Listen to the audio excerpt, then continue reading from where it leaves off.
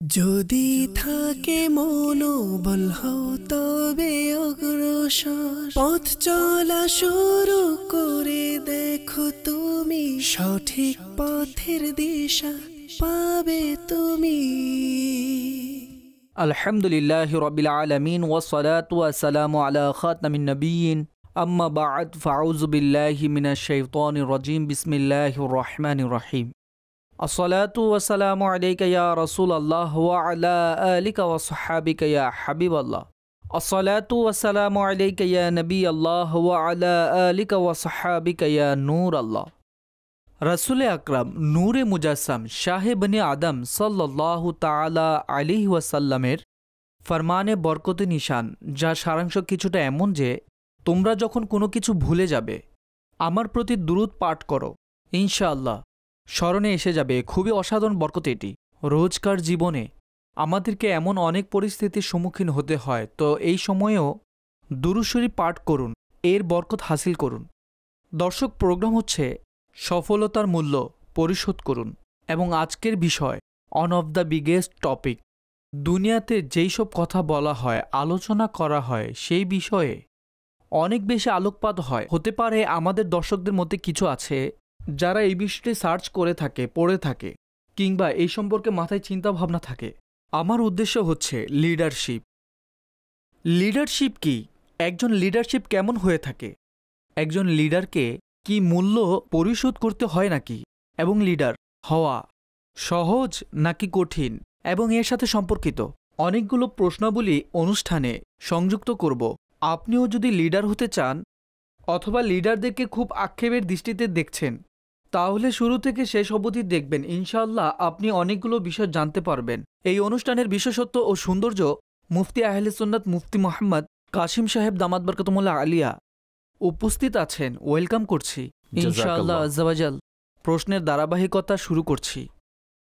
মুফতি সাহেব, সর্বপ্রথম এবং মৌলিক কোশ্চেন, লিডারশিপকে আমরা কিভাবে ডিফাইন করব, এবং এর পাশাপাশি একটি সমাজের মধ্যে এই লিডারশিপের অথবা লিডারদের কতটুকু গুরুত্ব আছে, এ নিয়ে প্রথম যদি বলতেন। বিসমিল্লাহির রহমানির রহিম। লিডারশিপের অর্থ হচ্ছে পথ প্রদর্শন করা, নেতৃত্ব দেওয়া। এর অনেকগুলো লেভেলস আছে। তৃণমূল ছোট স্তরেও গাইডলাইন পথ প্রদর্শন করা হয়, বড় স্তরেও পথ প্রদর্শন করা হয়। কেউ এমন আছেন দেশের নেতা, কিছু আছেন এরকম যারা জাতির নেতা, কেউ আছেন নিজের কমিউনিটি লিডার, কোম্পানির লিডার, সেক্টরের লিডার। লিডারের অনেক ধরনের প্রকার তৈরি হয়, কিন্তু সবারই মৌলিক কাজ যেটা হচ্ছে তা হলো তাদের পেছনে তাদেরকে যারা অনুসরণ করে তাদেরকে সর্বোৎকৃষ্ট উপায়ে লক্ষ্যে পৌঁছে দেওয়া আর টার্গেট পূরণে সফল করে তোলা। লিডারের মৌলিক কাজ হচ্ছে এটাই। আর একে অন্যভাবে বললে এইভাবে বলা যায় যে কোনো একটি সেক্টরে, কোন একটি কমিউনিটিতে, অথবা কোন একটি জাতির মধ্যে, অথবা কোন একটা দেশে সবার মধ্যে কোনো না কোনো উদ্দেশ্য বা টার্গেট থাকে যেটা অর্জন করতে হয়। একটা অর্জন করার পর আবার পরবর্তী টার্গেট নির্ধারণ করা হয়, তা অর্জনের চেষ্টা করা হয়।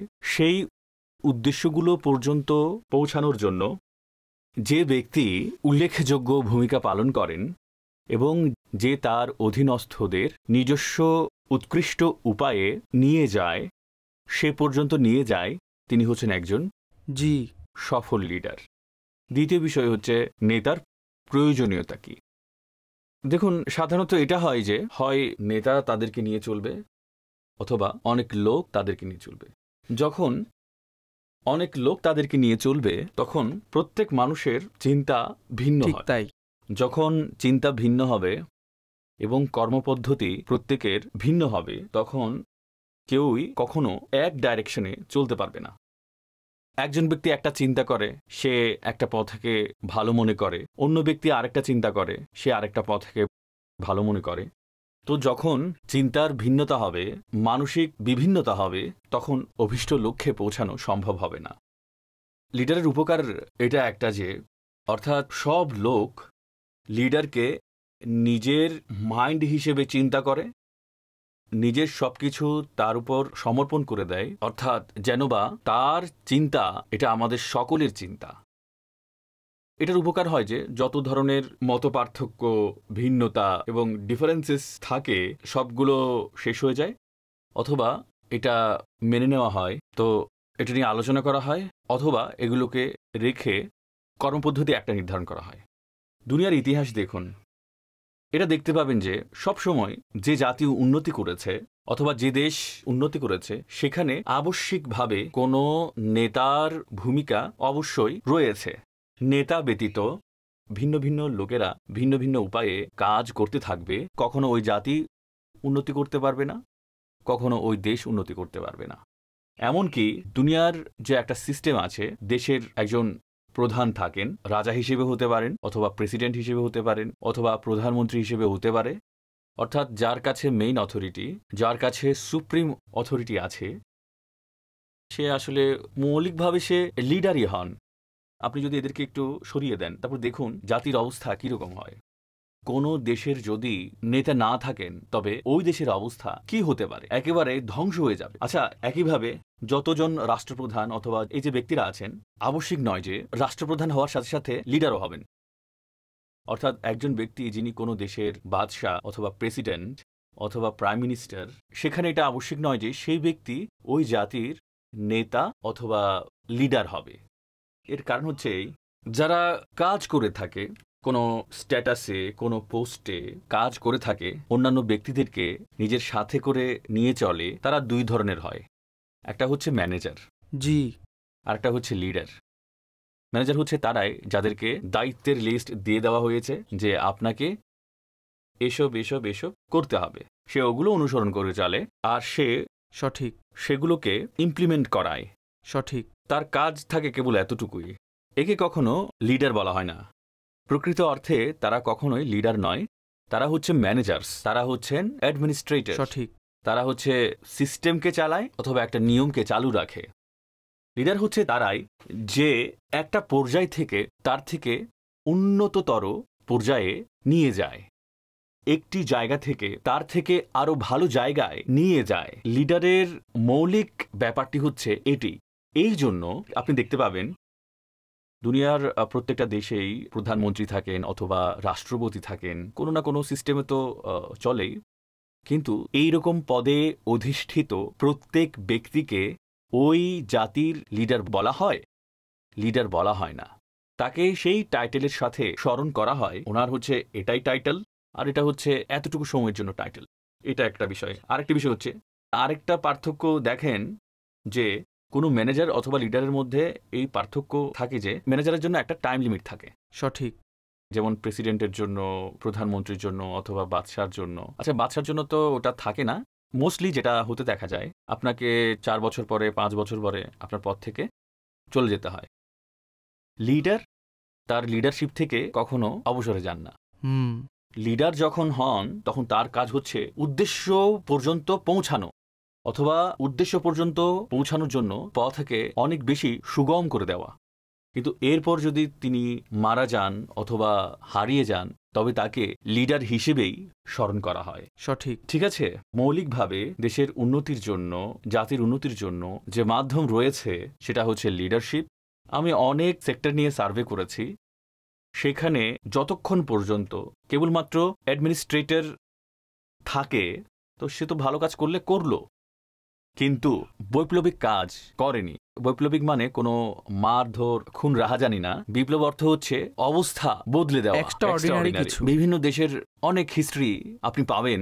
উদাহরণস্বরূপ 1945-এর পরে আজ পর্যন্ত স্বাধীনতাপ্রাপ্ত দেশগুলো, সবগুলোর মাঝে দেখে নিন কোন দেশ কতটুকু উন্নতি করেছে। যে দেশ যতটুকু উন্নতি করেছে, তো আপনি যদি দেখেন যে একটা দেশ অনেক বেশি উন্নতি করেছে, তো এখন আপনি তার কারণ, উপকরণের দিকে তাকান, তখন আপনি জানতে পারবেন যে এই দেশের কাছে একজন লিডার ছিল, এই জাতির কাছে একজন লিডার ছিল। তিনি ওই দেশকে দুরবস্থা থেকে সচ্ছলতা এনে দিয়েছেন, আর ওই দেশকে পৃথিবীর নেতৃস্থানীয় দেশের মাঝে অন্তর্ভুক্ত করেছেন। এইভাবে বলতে পারেন যে একজন নেতা দেশের উন্নতির জন্য অনিবার্য বিষয়। মাশাআল্লাহ, অনেক চমৎকারভাবে আপনি ডিটেইলে বর্ণনা করেছেন। মুফতি সাহেব, একটি মৌলিক প্রশ্ন হচ্ছে এই, আমাদের দর্শকদের মধ্যে অনেকেই আছেন কেউ বা লিডার আছেন বা হতে চাইছেন, অনেকেই ভাবছেন যে আমি কি হতে পারবো, তো একটু এরশাদ করুন যে লিডারের যে যোগ্যতা রয়েছে তা কুদরতিভাবে জন্মগতভাবে হয় নাকি নিজের প্রচেষ্টায়, নিজের সামর্থ্যে, পড়াশোনা করে, একটু অবজার্ভ করে, একটু মেহনত করে লিডার কি হওয়া যায়? যোগ্যতা আল্লাহ তাআলা প্রত্যেক বান্দাকে বেশুমার দিয়েছেন। আপনি জীবনের প্রতিটি ক্ষেত্রে এটা মনে রাখবেন। আর আমাদের চোখের সামনে কোনো মানুষ কেবল সুযোগের অপেক্ষায় থাকে, সে এত এত দক্ষতা দেখায়, মানুষ অবাক হয়ে যায়, এই লোক এত বড় কাজ করে ফেলেছে। তো আল্লাহ তাআলা মানুষকে যেসব যোগ্যতা দিয়েছেন তা অগণিত। মাশাআল্লাহ। একজন ব্যক্তি আল্লাহ তাআলার এতগুলো দানের প্রকাশ স্থল, আল্লাহ তাআলার এতগুলো কুদরতের প্রকাশ স্থল বান্দা তা কল্পনাই করতে পারবে না। এই জন্য যখন কাউকে কোনো যোগ্যতা প্রকাশ করার সুযোগ দেওয়া হয় তখন সে দেখায় যে সে কতটুকু যোগ্য। সঠিক। এটাও পসিবল যে তার মধ্যে ওই যোগ্যতা নেই। সব মানুষের কাছে সব ধরনের যোগ্যতা থাকে না, কিন্তু অনেক সময় হয় যে কেবল সে সুযোগ পায় না, যখন সে সুযোগ পায় সবাইকে দেখিয়ে দেয়। এই জন্য অনেকবার এমন হতে দেখা গেছে যে অস্থায়ী হিসেবে জি, কখনো কোনো ব্যক্তি যদি কোনো দেশের নেতৃত্ব পেয়ে যায় অস্থায়ী রূপে, কিন্তু সে ওই দেশকে এত উৎকৃষ্ট উপায়ে লিড করে যে সবাই মানতে বাধ্য হয়ে যায় যে আসলেই সে অনেক বড় লিডার। সুতরাং লিডারশিপের যোগ্যতা সেটা আল্লাহর দেওয়াও হয়, আর তাতে অনেক কিছু বৃদ্ধিও পায়, তাতে আর অনেক কিছু সংযুক্ত হয়, পরিশ্রমের মাধ্যমেও এসব কিছু অর্জন করা যায়। মূল বিষয় হচ্ছে সবার আগে এই বিষয়টি দেখতে হবে যে একজন নেতা বা একজন লিডারের মধ্যে কোন যোগ্যতাগুলো থাকা দরকার। সবার আগের বিষয় হচ্ছে যদি আমরা দুনিয়ার নেতাদের দিকে তাকাই আমাদের সামনে এই জিনিসটি প্রতিভাত হবে যে এই নেতার মধ্যে এই গুণটা খুব বেশি পরিমাণে ছিল, অমুক নেতার মধ্যে এই গুণটা খুব বেশি পরিমাণে ছিল। তো দুনিয়ার যতজন নেতা আছেন তাদের গুণগুলো যদি আপনি সামনে রাখেন বুঝতে পারবেন যে এগুলোই হচ্ছে মৌলিক যোগ্যতা যেগুলো নেতার মধ্যে থাকা উচিত। আচ্ছা, আমাদের জন্য খুব সহজ একটা উপায় হচ্ছে এই সরকার দো আলম নূরে মুজাসসাম সাল্লাল্লাহু আলাইহি ওয়াসাল্লাম তিনি সমগ্র সৃষ্টির মাঝে সবচেয়ে বড় নেতৃত্ব দানকারী ব্যক্তিত্ব। নিশ্চয় দুনিয়ার সবচেয়ে বড় তিনি নেতা, সবচেয়ে বড় পথ প্রদর্শক এবং দুনিয়ার সবচেয়ে বড় হাদি নবী পাক সাল্লাল্লাহু আলাইহি ওয়াসাল্লাম। আল্লাহ তাআলা ইরশাদ করেন, হে হাবিব, আপনি তো মানুষদেরকে ভীতি প্রদর্শনকারী, প্রত্যেক জাতির আপনি পথ প্রদর্শক, প্রত্যেক জাতির আপনি পথ প্রদর্শক, কারণ আপনি প্রত্যেক জাতির জন্য রসুল, প্রত্যেক জাতির জন্য রসুল। কুল ইয়া আইয়ুহান নাসু ইন্নী রাসূলুল্লাহি ইলাইকুম জামিআ। যখন তিনি সবার জন্য রসুল, আর রসুল যিনি রসুল তিনি নেতা হন, সুতরাং তিনি সবার জন্য নেতা। নবী পাক সাল্লাল্লাহু আলাইহি সাল্লামের সিরাতে মুবারাকাকে আপনি এই দৃষ্টিতে যদি পড়েন, একজন নেতার সমগ্র বৈশিষ্ট্যাবলী আপনার চোখের সামনে ভেসে উঠবে। আর এই জন্য অনেকেই এই বিষয়ে যথারীতি গ্রন্থ রচনা করেছেন। একজন নেতারূপে নবী পাক সাল্লাল্লাহু আলাইহি ওয়াসাল্লাম তাঁর যে নেতৃত্বের গুণাবলী, নেতৃত্বের যোগ্যতা, সেগুলো বর্ণনা করেছেন। 1 নম্বর। 2 নম্বর, আমাদের মাকতাবাতুল মদিনার কিতাব, যা আমার লেখা, সিরাতুল আম্বিয়া, সুবহানাল্লাহ, আম্বিয়া আলাইহিমুসসালাতু ওয়াসসালাম সর্বোত্তম নেতা ছিলেন। জি, যদি আপনি এই সিরাতুল আম্বিয়া কিতাব অথবা কুরআনে মাজিদের সেখানে আম্বিয়া আলাইহিমুসসালামের ঘটনাগুলোকে এই দৃষ্টিভঙ্গিতে পড়েন, একজন নেতা হিসেবে তাদের আচরণ, তাদের গুণাবলী, তাদের শ্রেষ্ঠত্ব কি ছিল, একজন ব্যক্তি হিসেবে অথবা একজন বান্দা হিসেবে আল্লাহ তাআলার বারগাহে তাদের যে বিনয়, নম্রতা, তাদের ক্রন্দন, তাদের তাদাররু, তাদের ইবতিহাল, এটা অন্য বিষয়। আরেকটি এই বিষয় যে একজন নেতারূপে তাদের যে আদেশ, তাদের যে আমল, সেগুলো যদি দেখা হয় তখন আপনার সামনে একজন নেতার সমগ্র বৈশিষ্ট্যগুলো প্রতিভাত হয়ে যায়। সুবহানাল্লাহ। 3 নম্বর বিষয়টি হচ্ছে পৃথিবীতে যত বড় বড় নেতা আছেন, পজিটিভ ইতিবাচক নেতা, অত্যাচারী নেতা নন। আপনি যদি ওই নেতাদেরকে দেখেন, তাদের বৈশিষ্ট্য, তাদের যোগ্যতাগুলো যদি দেখেন, তখন আপনার সামনে অনেক কিছু কমন দেখতে পাবেন। নেতাদের মধ্যে এই বিষয়গুলো থাকে। যেমন উদাহরণস্বরূপ ইকবালের একটা খুব বিখ্যাত কবিতার লাইন আছে, নিগাহ বুলন্দ সুখন দিল নওয়াজ জাঁ পুরসোজ, यही है रख्ते सफर मीर कारवां की। 3টা গুণাবলী বর্ণনা করেছেন, নিগাহ বুলন্দ, সুখন দিল নওয়াজ এবং জাঁ পুরসোজ। নিগাহ বুলন্দ বা উচ্চ দৃষ্টির মধ্যে কি থাকে? এর মধ্যে ভিশন চলে আসে। কোনো মানুষের চিন্তা কতটুকু উঁচু, তিনি কতটুকু দূরদৃষ্টি সম্পন্ন, তিনি ভবিষ্যতের বিষয়ে কত দূর পর্যন্ত উঁকি মারতে পারেন, তিনি ভবিষ্যৎকে সামনে রেখে কত ভালো সিদ্ধান্ত নিতে পারেন। এসব কিছু অন্তর্ভুক্ত হচ্ছে নিগাহ বুলন্দ শব্দে। আচ্ছা, এই নিগাহ বুলন্দ শব্দের মধ্যে এই বিষয়টা চলে আসে যে তার উন্নত চিন্তা হবে, উন্নতির মানসিকতা থাকবে, আর তার জন্য দরকার হচ্ছে অনুপ্রেরণা, তার জন্য দরকার সাহস, তার জন্য দরকার বীরত্ব, তার জন্য দরকার মনের বল, তার জন্য দরকার বিপদের সাথে লড়াই করার ধৈর্য। এই সব কিছু হচ্ছে নিগাহ বুলন্দ মধ্যে অন্তর্ভুক্ত।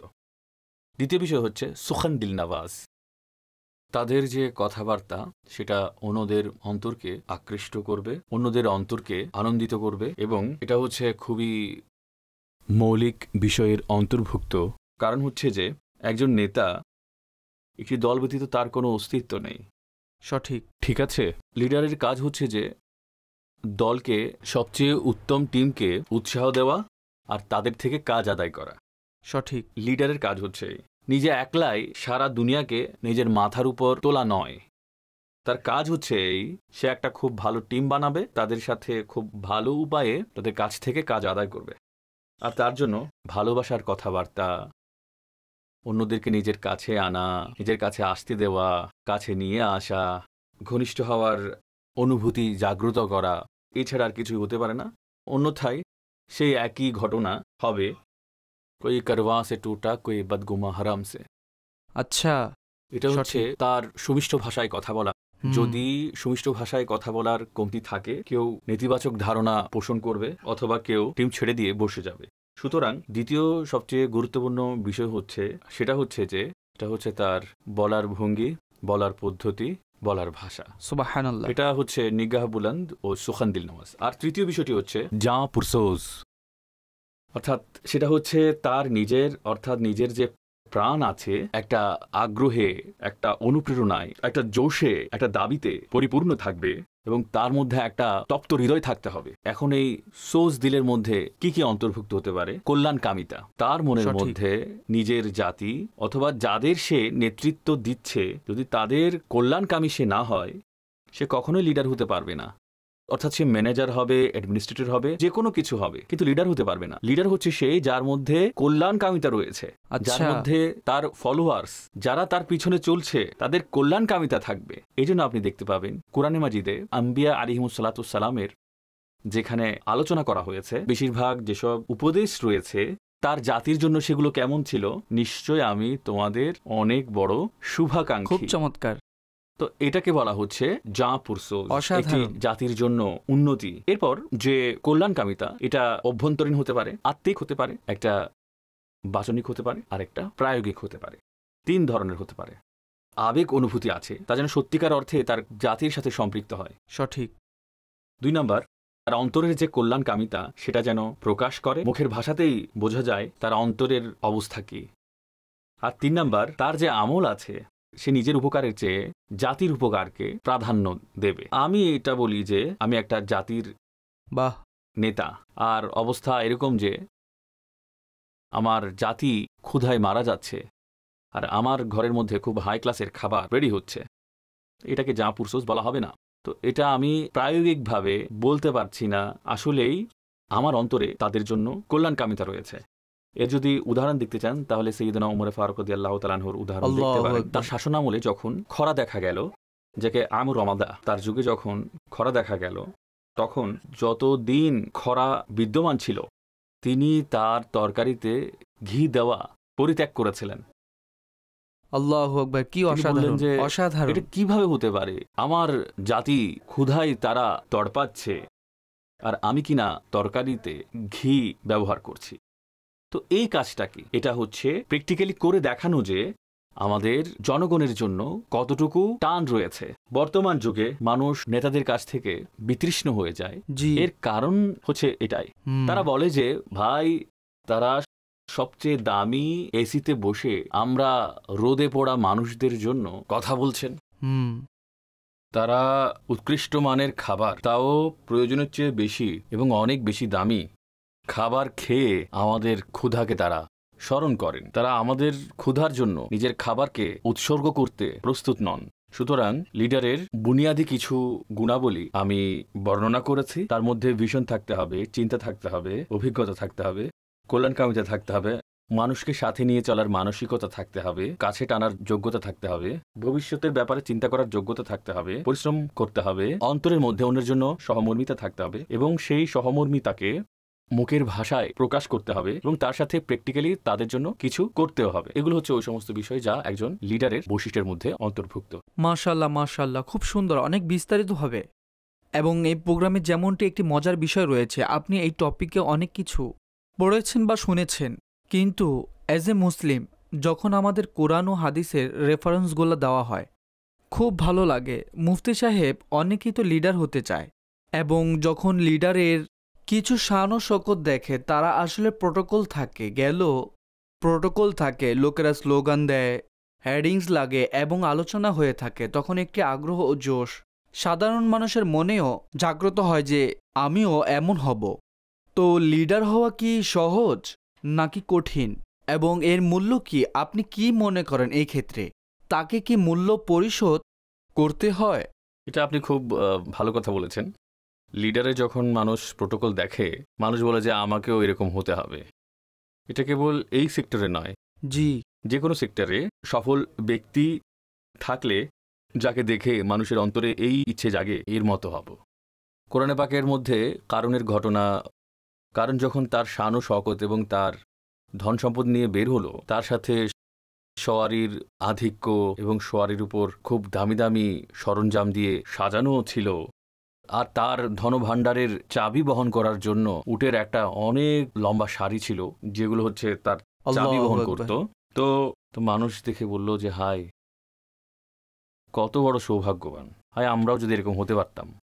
তো এ নিয়ে কোরআনের পাকে বলা হয়েছে, যারা আহলে ইলম ছিলেন তারা বললেন যে আফসোস, তোমরা এই দুনিয়া চাইতে গিয়ে এই ধরনের কথাগুলো বলছো, বরং দুনিয়াতে এরকম পাওয়া এটা কোনো ইতিবাচক বিষয় নয়। এটা হচ্ছে আসলে যে মানুষের মানসিকতার এটারই বর্ণনা, মানুষের মেন্টালিটি এরকম। এমনকি ইমাম গাজালি রহমতুল্লাহ আলাইহি নিজের ব্যাপারে লিখেছেন, আমি যখন ইমামুল হারামাইনের প্রোটোকল দেখলাম, যখন তিনি বাগদাদে এলেন, তার জন্য বিশাল পরিমাণের লোকজন রোডে দাঁড়িয়েছিল, ডানে বামে দাঁড়ানো ছিল, তার জন্য স্বর্ণের আশরাফি বিছিয়ে দেওয়া হলো, তার জন্য স্লোগান দেওয়া হচ্ছিল। আমার মনেও এই আশা জাগ্রত হলো যে এই রকম হব। এটা চাওয়া, মানুষের প্রকৃতিগত একটা চাওয়া। আমাদের এখানেও এই ধরনের ইচ্ছা দেখা যায় মানুষের মধ্যে, বলতে গেলে প্রায় সকলের মধ্যেই এটা দেখতে পাওয়া যায়। আচ্ছা, তার সাথে আরেকটা অন্য একটা ইস্যু আছে, কিন্তু মানুষ ওইদিকে খেয়াল করে না। যে অবস্থাকে আমরা চোখের সামনে দেখতে পাচ্ছি, সে অবস্থায় আর কখনোই তারা একদিনে পৌঁছায়নি। এ পর্যায় পর্যন্ত তারা পরিশ্রম ছাড়া পৌঁছাতে পারেনি। সঠিক।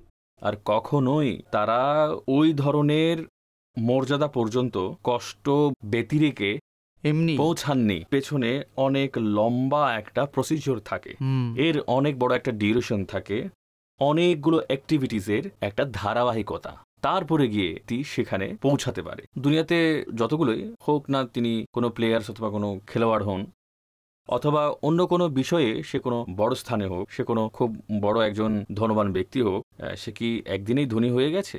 বড় খেলোয়াড় কি একদিনেই সে হয়ে গেছে? কোনো সেক্টরের বড় লোক সে কি একদিনেই হয়ে গেছে? এর পেছনে অনেক বড় লম্বা একটা সময় থাকে। সুতরাং তো যে ব্যক্তি লিডার হতে চায়, লিডার হওয়ার যার আগ্রহ আছে, তার মাথায় এটা রাখতে হবে যে লিডার কখনো 1-2 দিনে হতে পারে না, এর জন্য অনেক বড় একটা সময় দরকার। আর লিডার হওয়া তা অন্যান্য ক্ষেত্রে পার্সোনালিটিস হওয়ার থেকে এটা অনেক বেশি কঠিন কাজ। লিডার হওয়ার জন্য আমি বর্ণনা করব, যদি কিছু বিষয়কে চোখের সামনে রাখা হয়। সবার আগের কথা হচ্ছে এই, যদি কেউ ভালো নেতার সংস্পর্শ অবলম্বন করা যায়, কারো কাছে বসার যদি সৌভাগ্য হয়ে যায়, তো এটা হচ্ছে সবচেয়ে শ্রেষ্ঠ উপায় নেতৃত্ব ও লিডারশিপ শেখা। আচ্ছা, কারণ সেখানে আপনি দিনরাত শিখছেন এবং প্র্যাকটিক্যালি শিখছেন। ওখানে কেবল থিওরি নেই। সঠিক। আর যেটা প্র্যাকটিক্যাল এবং কারো সংস্পর্শে থেকে শেখা যায়, এটা দীর্ঘস্থায়ী হয়, এটা আপনার অভ্যন্তরে গিয়েও প্রভাব ফেলে। তাই যেমন একটা হচ্ছে আমি আপনাকে বললাম যে কোনো লোক যদি আপনার সাথে বেয়াদবি করে তখন আপনি তাকে জাস্ট ইগনোর করবেন। সঠিক। আপনি বললেন ঠিক আছে মুফতি সাহেব, বাই বাই। আরেকটা হচ্ছে এই, আপনার সামনে কোনো বড় ব্যক্তির সাথে বেয়াদবি করা হলো এবং খুব বেশি বেয়াদবি করা হলো, তিনি কোনো জবাব দিলেন না।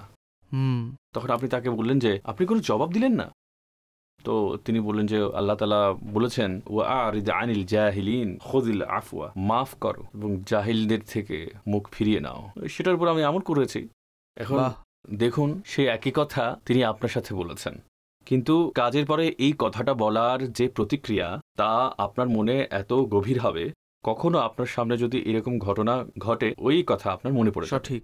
তো প্রথম কথা হচ্ছে কারো সংস্পর্শে থাকা এবং তার লিডারশিপ কোয়ালিটিসগুলো দেখা। সঠিক। তিনি তার সঙ্গীদের সাথে কিভাবে কথা বলছেন, কাজ কিভাবে আদায় করছেন, বিপদের সময় তার অ্যাটিটিউড কীরকম হয়, তিনি তা কিভাবে সহ্য করেন, কিভাবে উৎসাহ ধরে রাখেন এবং অন্যকে তা প্রদান করেন। চমৎকার। তো এইসব জিনিস যখন আপনি কারো নিকটে থেকে আপনি দেখবেন তো আপনার মধ্যে লিডারশিপের উৎকৃষ্ট যোগ্যতা সৃষ্টি হবে। এটা একটা বিষয়। দ্বিতীয় বিষয় হচ্ছে যারা পৃথিবীতে লিডার আছেন এদের ব্যাপারে আপনি নিজে চিন্তা করুন যে কার মধ্যে কোন গুণটা রয়েছে।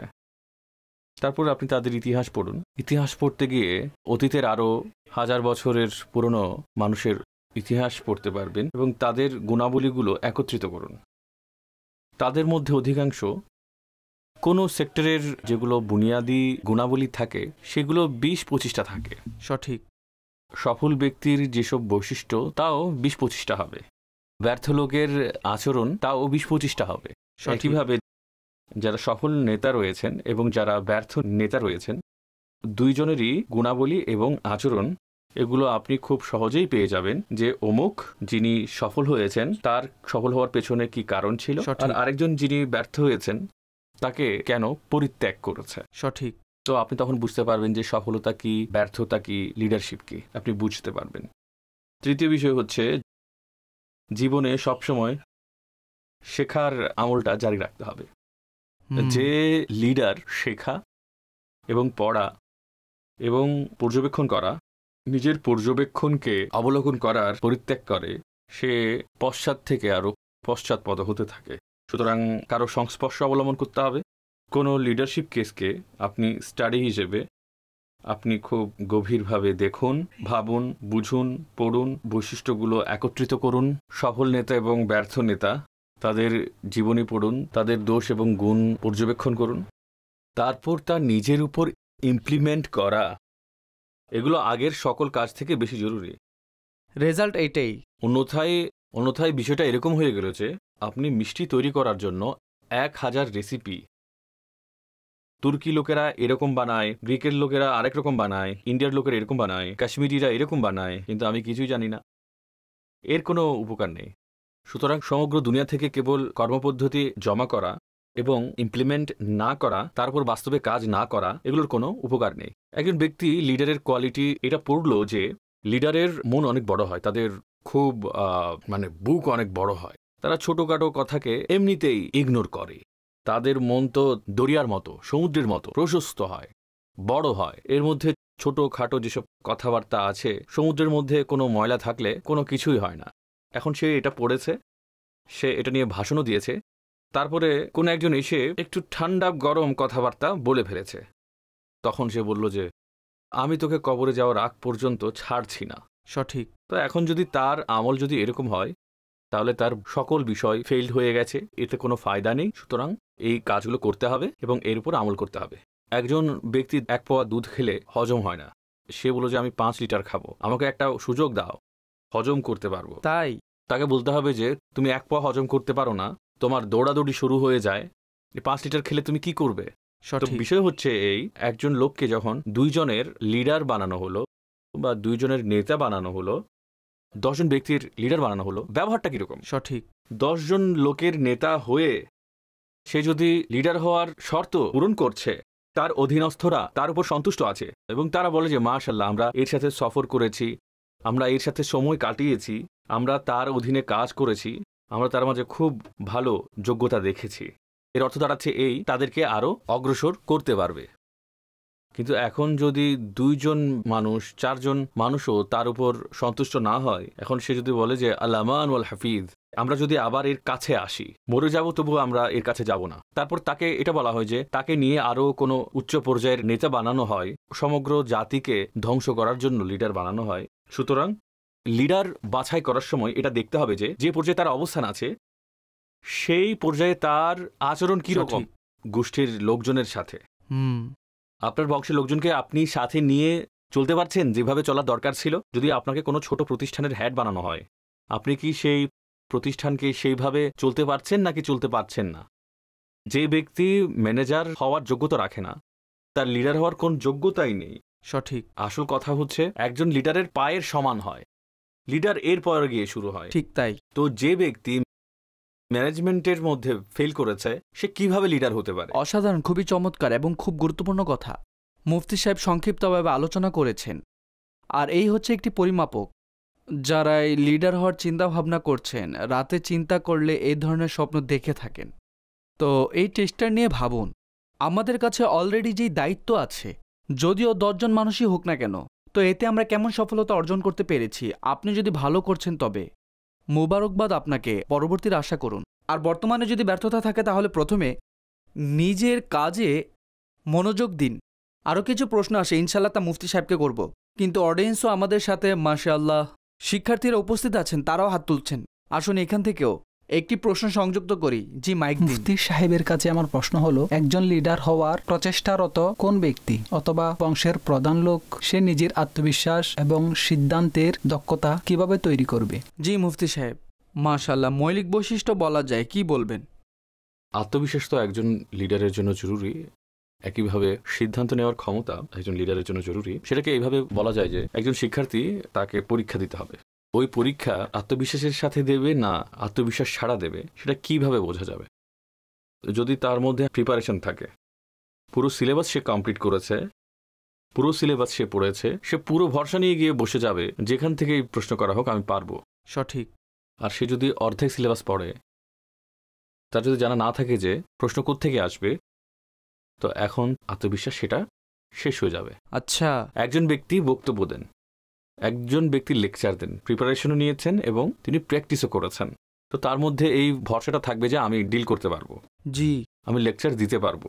কিন্তু যদি তার প্রিপারেশন যদি কম হয় অথবা সে যদি প্র্যাকটিস না করে থাকে, তো এখন তার যে ভরসা সেটা শেষ হয়ে যাবে। তো সবসময় যখন আপনার প্রিপারেশন পুরো থাকে কোনো বিষয়ে, যখন কোনো বিষয়ে আপনার জানা পুরোপুরি থাকে, তো আপনার মধ্যে সেলফ কনফিডেন্স সেটা ক্রিয়েট হয়। সুতরাং যেই সেক্টরে সেলফ কনফিডেন্সের দরকার হয় সেই সম্পর্কে আপনার জানাশোনা, আপনার প্রিপারেশন ভরপুর করতে হবে, এরপর আপনার কোনো সমস্যা হবে না। আরেকটি বিষয় রয়ে গেল, সেটা হচ্ছে ডিসিশন নেওয়ার ক্ষমতা। সিদ্ধান্ত নেওয়ার ক্ষেত্রে কারো কারো ক্ষেত্রে সেটা প্রকৃতিগতভাবেই থাকে, কারো কারো হচ্ছে নিজের মধ্যে সৃষ্টি করতে হয়। সহজ উপায় হচ্ছে এই সিদ্ধান্ত নেওয়ার ক্ষমতা ভালো করার জন্য আপনি যেই সিদ্ধান্ত নেবেন সেটা লিখে নেন। আপনার সামনে কোনো ইস্যু আছে যার ব্যাপারে আপনাকে ডিসিশন নিতে হবে, আপনার মাথায় এই ব্যাপারে 2-3টে বিষয় আসে, একটা অবস্থা, দ্বিতীয় অবস্থা, তৃতীয় অবস্থা।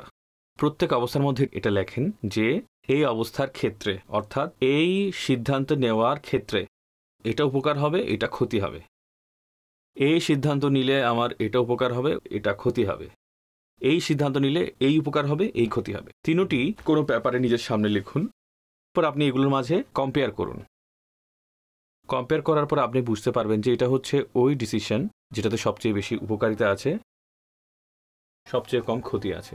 এখন আপনি ওটাকেই চুজ করুন। এই ধরনের প্র্যাকটিস আপনি বারবার করতে থাকুন। আস্তে আস্তে আপনার মধ্যে সিদ্ধান্ত নেওয়ার যোগ্যতা সৃষ্টি হতে থাকবে। একে বলা হয় ওয়াই ফ্যাক্টর। ওয়াই ফ্যাক্টরের অর্থ হচ্ছে যে আপনি আপনার প্রত্যেকটা সিদ্ধান্তের ব্যাপারে কেন কেন কোয়েশ্চেন রেজ করুন। এই ধরনের সমাধান অবলম্বন করব কেন, এতে কি উপকার হবে, কি ক্ষতি হবে। তো সিদ্ধান্ত নেওয়ার ক্ষমতা এর জন্য কিছুটা প্র্যাকটিস করতে হয়। আস্তে আস্তে মানুষ একটা পর্যায়ে গিয়ে একজন দূরদৃষ্টি সম্পন্ন, সিদ্ধান্ত নেওয়ার ক্ষমতা সম্পন্ন হয়ে যায়। আর আমি দৃশ্যত প্রত্যেক ব্যক্তির জন্য এটা দরকার আছে।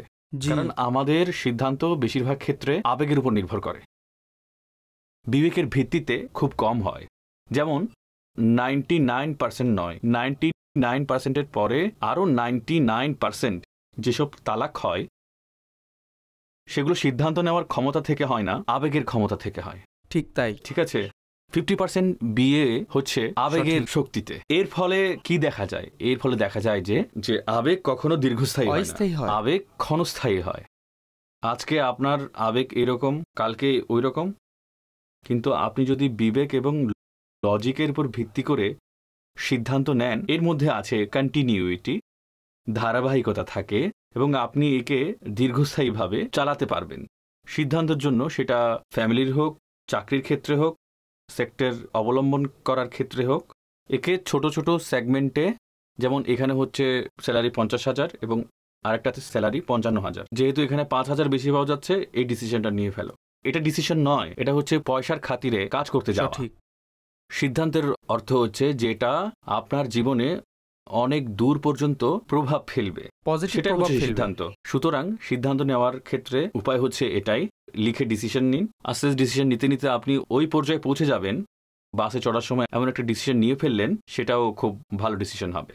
একদম তাই। একটি সময় আসবে যখন বড় বড় সিদ্ধান্ত নেওয়া আপনার জন্য চুটকি বাজানোর মতন হয়ে যাবে। আপনি খুব সহজেই সিদ্ধান্ত নিতে পারবেন, কারণ আপনার মাইন্ড প্যাটার্ন প্র্যাকটিস করে করে ভালো একটি সিদ্ধান্তে পৌঁছতে প্রস্তুত হয়ে গিয়েছে। কাজে আপনি সিদ্ধান্ত দ্রুত নেবেন, স্থায়ী হবে, ভালো হবে, মজবুত হবে। মুফতি সাহেব, একটি প্রাসঙ্গিক প্রশ্ন মনে হয়েছে, তা হলো লিডারশিপ কি, কিভাবে হয়?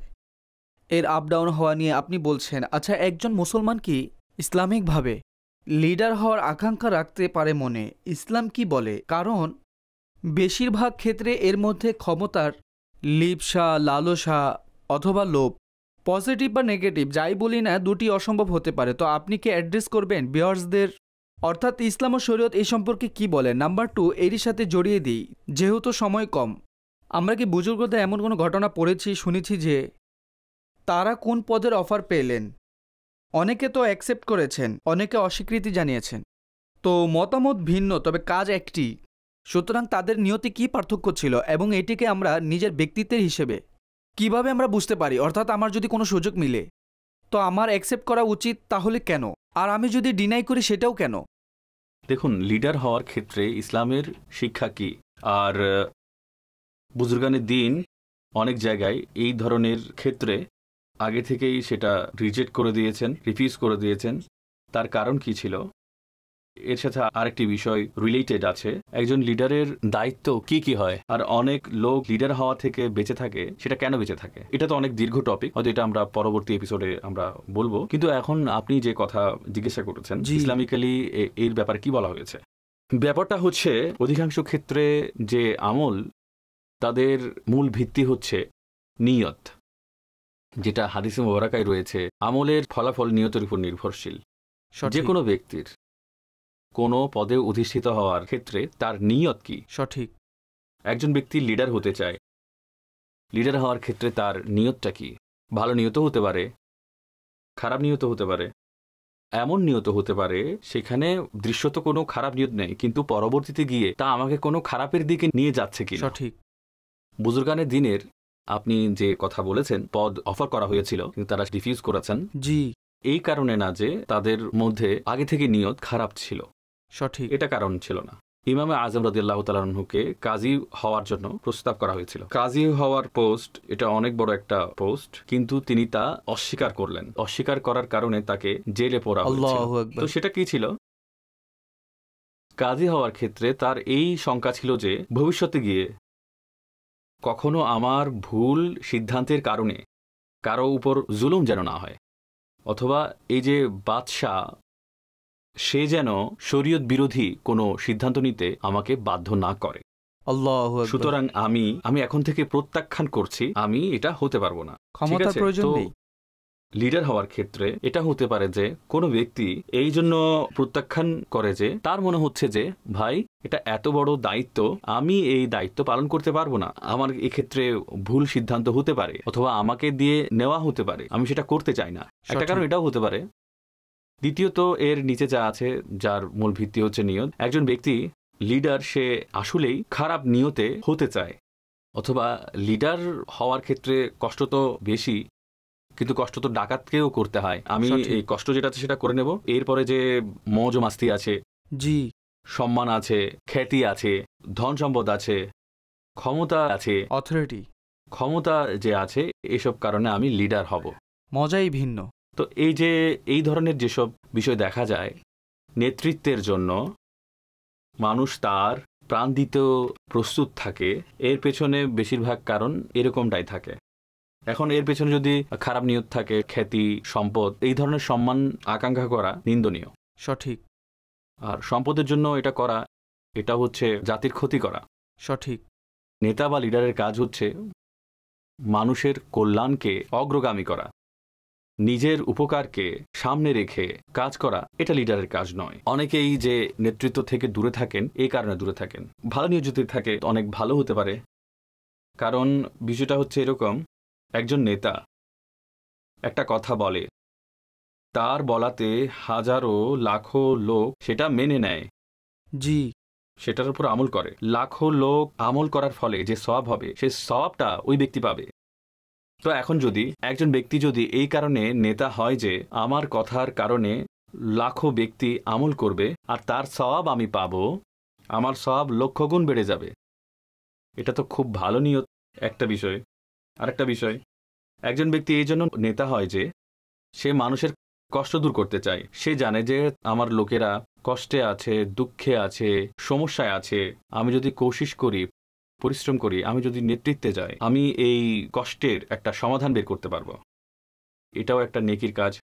আল্লাহ সন্তুষ্টির জন্য যদি করে, তাহলে এর সওয়াব সে আরও অনেক বেশি পাবে। যদি এই ধরনের ভালো নিয়ত থাকে, যে ভালো নিয়তের সাথে নেতা হতে চায়, সেটা অনেক বড় বিষয়। যেমন কোরআনে পাকের মধ্যে হযরত ইউসুফ আলাইহিসসালাম, তিনি যে মিশরের বাদশাহ ছিলেন, তিনি ইরশাদ করলেন, ইজআলনি আলা খাযাইনিল আরদ, যে অর্থাৎ দেশের যেসব ধনভাণ্ডার আছে সেগুলোর দায়িত্ব আমার কাছে অর্পণ করো। ইন্নী হাফিজুন আলিম, সুবহানাল্লাহ, সুবহানাল্লাহ, নিশ্চয় আমি সংরক্ষণ করতে জানি, ধনভাণ্ডারকে কিভাবে সুরক্ষিত রাখতে হয়, আমার জ্ঞানও আছে কিভাবে ব্যবহার করতে হয়। তো এটা কি ছিল? হযরত ইউসুফ আলাইহিস সালামের এটা জানা ছিল যে এটা হযরত ইউসুফ আলাইহিস সালাম ব্যতীত অন্য কারো হাতে যদি যেত, না ধনভাণ্ডার সুরক্ষিত থাকতো, না তার সঠিক ব্যবহার হতো। সঠিক। তো যখন দায়িত্ব আমি নেব, ধনভাণ্ডার সেটাও সুরক্ষিত থাকবে, পুরো দেশের জনগণ আছে এরাও কষ্ট থেকে বেঁচে যাবে। তো এই ধরনের ভালো নিয়ত হতে পারে। সুবহানাল্লাহ। সুতরাং এর মূল ভিত্তি হচ্ছে নিয়তের উপর। নেতা বা যে লিডার হতে চায়, তার যদি ভালো নিয়ত থাকে তাহলে সওয়াব পাবে, খারাপ নিয়ত করলে আযাব থাকবে। আর যদি কোনো নিয়ত না থাকে তাহলে তার জন্য কিছু থাকবে না। মাশাআল্লাহ, খুবই চমৎকার। আশা করছি যে বিশেষত আমার শেষ যে প্রশ্ন ছিল সেটা অনেকের মনে জাগ্রত হওয়া প্রশ্ন ছিল, উত্তর পেয়েছি এবং সম্পূর্ণ প্রোগ্রাম লিডারশিপ সম্পর্কে আমরা করার প্রয়াস করেছি। নির্ধারিত সময়ের চেয়ে বেশি হয়ে গিয়েছে, কিছু প্রশ্ন বাকি আছে। ইনশাআল্লাহ চেষ্টা করব অন্য কোনো সময় এগুলো সংযুক্ত করে নেওয়ার, কিন্তু আমি ভাবছি যে এই বিষয়ে প্রাথমিক একটি যে ধারণা রয়েছে তা অনেক পরিমাণ ক্লিয়ার হয়েছে। এরপর স্বাভাবিকভাবে প্রত্যেক কিছুরই শাখা আছে, আপনি শুধু লার্নিং করুন, পড়ুন, দেখুন, অনেক কিছুই বয়ান হয়েছে। ইনশাআল্লাহ আজ্জাওয়াজাল একজন মুসলমানকে এই বিষয়ে কি ভাবা উচিত আর কি বোঝা উচিত, কিছুটা হলেও এই এপিসোড কাজে আসবে। আল্লাহ পাকের দরবারে আমরা দোয়া করি, হে আল্লাহ আজ্জাওয়াজাল আমাদেরকে ভালো নেতা দান করুন। দোয়ার মধ্যে এটাও শামিল রাখা উচিত আমরা যেন ভালো লিডার পাই। দ্বিতীয়ত, আমি যদি কোনো পদ পেয়ে যাই, চাওয়া ছাড়া পেয়ে যাই, বা ভালো নিয়তের সাথে আমি কোনো পদে আসীন হই, তো হে আল্লাহ আজ্জাওয়াজাল সেই পদের দায়িত্ব আমাকে সম্পূর্ণ করার তৌফিক দান করুন এবং এর পজিটিভ যত কিছু আছে সেগুলোতে আমাকে সফল হওয়ার তৌফিক দান করুন। এই দোয়া করে আমাদের এই এপিসোড সমাপ্ত করছি। ইনশাআল্লাহ পরবর্তী এপিসোডে নতুন একটি টপিক থাকবে, অবশ্যই দেখুন। সল্লু আলাল হাবিব সাল্লাল্লাহু তাআলা আলা মুহাম্মদ সাল্লাল্লাহু আলাইহি ওয়া আলিহি ওয়াসাল্লাম। যদি থাকে মনোবল হও তবে অগ্রসর, পথ চলা শুরু করে দেখো তুমি, সঠিক পথের দিশা পাবে তুমি।